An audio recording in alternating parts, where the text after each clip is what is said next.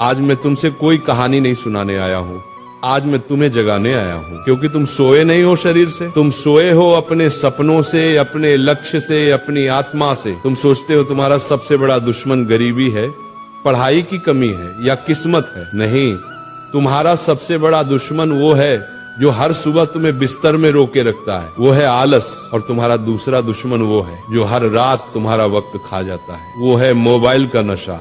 आज इस धरती पर लाखों बच्चे भगवान से किस्मत मांग रहे हैं, लेकिन भगवान कहते हैं मैंने किस्मत दी थी पर तूने उसे मोबाइल में बर्बाद कर दिया।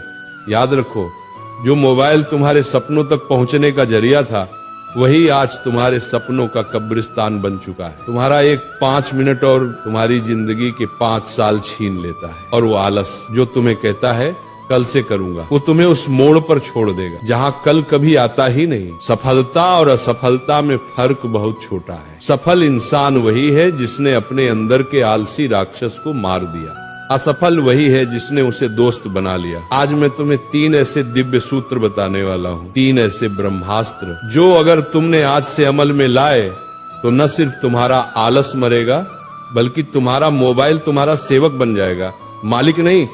आज का ये प्रवचन सुनने वाला बच्चा या तो अपनी जिंदगी बदल देगा या जिंदगी उसे पीछे छोड़ देगी, क्योंकि समय किसी का इंतजार नहीं करता। पहला सूत्र, मन का स्वामी बनो, दास नहीं। मोबाइल बुरा नहीं है, लेकिन जब तुम उसके गुलाम बन जाते हो तब विनाश शुरू होता है। मोबाइल तो एक औजार है, पर जब औजार इंसान को चलाने लगे तो समझो विनाश निश्चित है। तुम कहते हो थोड़ा रिलैक्स करने के लिए खोलता हूँ, और फिर देखते देखते 2 घंटे निकल जाते हैं, तुम्हें पता भी नहीं चलता। और तुम्हारा ध्यान, तुम्हारी ऊर्जा, तुम्हारा समय सब उस स्क्रीन के भीतर कैद हो जाता है। सच्चाई सुनो, मोबाइल ने तुम्हें आलसी नहीं बनाया, बल्कि तुम्हारे मन की कमजोरी ने तुम्हें मोबाइल का गुलाम बना दिया।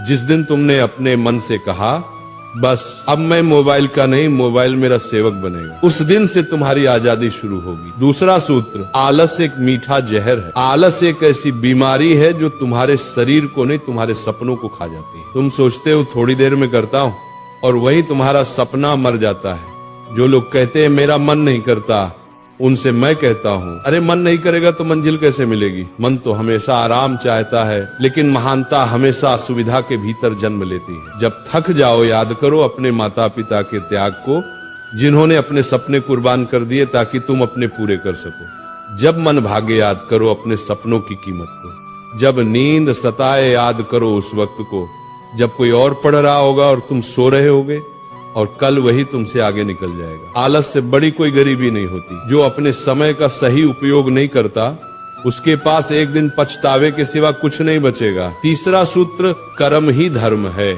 बच्चों, अगर तुम सच में बदलना चाहते हो तो रोज सुबह उठकर सिर्फ एक संकल्प लो, आज का दिन मैं अपनी मंजिल के नाम कर दूंगा।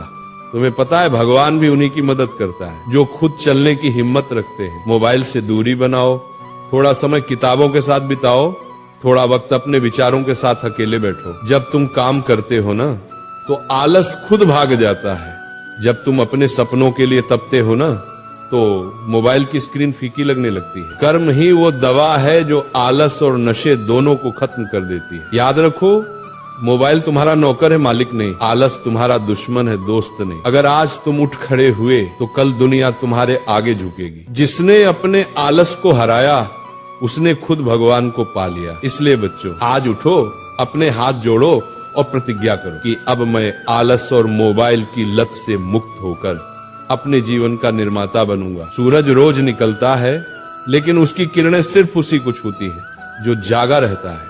अब ये तय करो, क्या तुम उठने वालों में हो या सोए रहने वालों में।